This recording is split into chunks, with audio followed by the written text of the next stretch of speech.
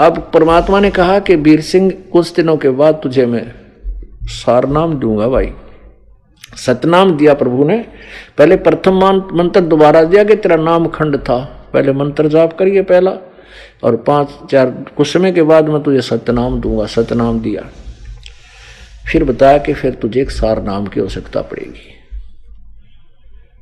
अब कुछ वर्षों के बाद जब वीर सिंह की आस्था काफी देखी, तब उसने कहा कि वीर सिंह आज मैं तुझे सार नाम देने आया हूं। सार नाम की महिमा से वो खूब परिचित करा दिया था और उसको तड़फ थी, चाह थी, सार नाम बिना गुजारा हो को नहीं और मोक्ष नहीं हो सकता। तो परमात्मा ने कहा कि आज तुझे मैं सार नाम देना चाहता हूं। वीर सिंह कहने लगा ये भगवान मारे भाग जाएंगे, ये कैसे दया करी प्रभु, आपका दास योग्य हो गया है, अवश्य प्रदान करो, दया करो मेरे दाता। क्यों पहले भी कई बार याचना कर चुका था, प्रभु कहते थे अभी भक्ति कर बेटा। कई वर्षों तक उसको ऐसे ही टाल मटोल रखा था।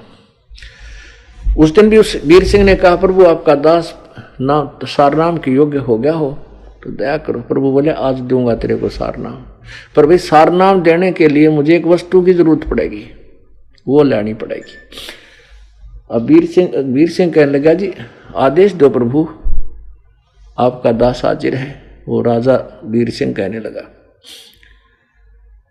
कि भाई एक सफेद वस्त्र चाहिएगा, मैंने सफेद कपड़ा, और वो आप ही तो अपने ही आंगन में उसकी कपास का पौधा बो रखा हो और स्वयं ही उसको काटा हो, चुगा हो, और वहाँ और अपने ही हाथ से उसको लोड कर उसका लोगड़ यानी उसको रुई बना करके स्वयं ही काटा हो, काट करके फिर स्वयं ही अपने हाथ से बुना हो, ऐसा कपड़ा चाहिए। पहले वो सफेद कपड़ा चाहिए। तो वीर सिंह कहने लगा जी थान के थान मंगा दूंगा, अगर ना ऐसे नहीं ऐसा चाहिए। वीर सिंह बोला जी ऐसा तो नहीं है। परमात्मा बोले मैं बता दूंगा ऐसा है। कहाँ मिलेगा प्रभु?